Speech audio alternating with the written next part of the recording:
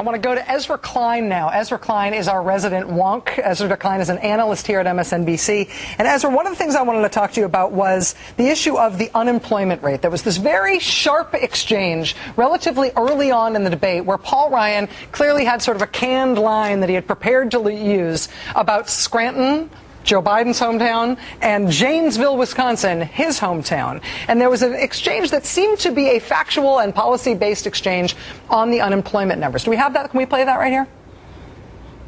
Joe and I are from similar towns. He's from Scranton, Pennsylvania. I'm from Janesville, Wisconsin. You know what the unemployment rate in Scranton is today? I sure do. It's 10%. Yeah. You know what it was the day you guys came in? 8.5%. Yeah. That's how it's going all around America. Look, you don't read the statistics. That's not how it's going. It's going down. It's going down. That is not the way you read the statistics. Who was right there, and what was the larger point, Ezra? Yeah, Biden was flatly right there. So what Ryan said is that what's happening all across America is akin to what happened in Scranton, which is since January of 2009, the unemployment rate has gone up by 1.5 percentage points. In fact, that's just completely not true. In January of 2009, unemployment was 7.8%. Today, nationally, is 7.8%. So it went up, and it came back down. And if you go from February 2009, which is the first full month of Barack Obama's presidency, it was above 8% already. So it is actually lower than when Obama entered office. And at this moment, net job creation is positive for Obama. So Ryan was trying to put forward this idea that we have not had a recovery. In fact, things continue to get worse. We are having a slow recovery, but it is a recovery, and things are getting better. The unemployment rate is going in the right direction. We've had continuous positive job growth in the private sector. So that's just not correct. One issue that we just bridged with, or that I just bridged at least with Dick Durbin, was this issue about Social Security. I'm not sure whether or not, I'll have to hear from the control room whether we have the clip or not. Okay, we've got it. This was a moment of an exchange that I thought was politically important because even though we all know, everybody who's studied Paul Ryan's record knows that he was a very aggressive advocate in Congress for privatizing Social Security, including at the time when George W. Bush tried to get that done in 2005 after he was reelected in 2004. There was a bit of exchange here tonight that made it unclear what the facts were. So I want to play the exchange, and then I want to get your take on who was right here. Go ahead. Medicare and Social Security did so much for my own family. We are not going to jeopardize this program, but we have to save it.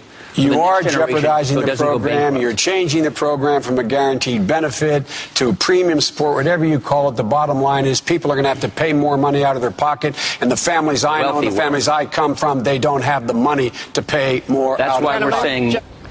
They're talking about Medicare there. Yeah. In terms of Social Security, at some point, that Martha Raddatz said, you stood with Bush on privatization, saying that to Paul Ryan, specifically talking about when he was in the Congress during the Bush administration back in the mid-2000s. What about the assertion? So it isn't just that Paul Ryan stood with Bush on privatization. He stood actually well to the right of Bush on privatization. And I want to, in a low-tech way here, read something from your phone. This is from a memo from Pete Wehner, who is a member of the Bush administration, talking about, there was released by the Wall Street Journal, talking about some of the various privatization plans. And he wrote at that time that, quote, if we borrow $1.2 trillion, talking about Ryan's plan to cover transition costs for personal savings accounts, and make no changes to wage indexing, we'll borrow trillions and we'll still confront more than $10 trillion in unfunded liabilities. He then called the plan irresponsible. Ryan's plan was actually well to the right of what the Bush administration ended up proposing, and these huge transition costs to go to a much more aggressive form of privatization. He continued to promote different forms of privatization through the next decade, all the way up until 2009, 2010. And it was when he really got charged with creating a budget that all Republicans could sign on to that Boehner and some of the other members of leadership said, you got to take this out of your budget because we can't sort of go into battle behind the Social Security privatization bulwark here. But Ryan was, in terms of what you had in the House, he was the leader of the privatization movement and was much more committed to it than just sort of your run-of-the-mill average conservative. This seems like a really important moment in the campaign. This, to me, seems like something that's very, very important. It's very well-trod ground. In 2004, George W. Bush won re-election, and he said, I earned political capital. Now I'm going to spend it. What he tried to spend it on was privatizing Social Security. The more he talked about it, the more the numbers for that idea sunk.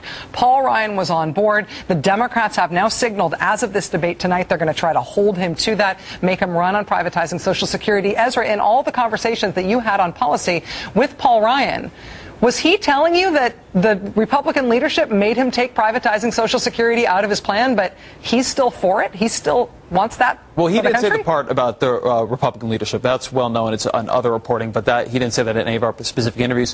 One thing that is important to know here, though, and this came out a lot in the debate tonight, Ryan, as of a couple of years ago, not 50 years ago or even 10 years ago, but 2 years ago, had a much more extreme set of policies. He had privatization and he had a Medicare policy. He disputed the $6,400 number that his plan would have shifted costs over to Medicare beneficiaries by about $6,400. It would have done that. That's in a Congressional Budget Office report. And it also, unlike the Romney-Ryan plan, would have completely eliminated traditional Medicare. It would not even have been there as an option. So one truth about Ryan's record here, and it's a difficulty the campaign that Biden is trying to exploit for the Romney-Ryan campaign right now, is that just as of a couple of years ago, before Ryan got brought into line a little bit more, his plans were actually well outside the Republican mainstream. Right. And now Biden is trying to make him answer for them. Right, exactly. And we talked before this debate about whether or not he was going to be able to hold him to the Ryan record. And on this subject in particular, he started to, at least. Ezra, thank you very much. I appreciate that. That point, I think we cannot overstate the importance of that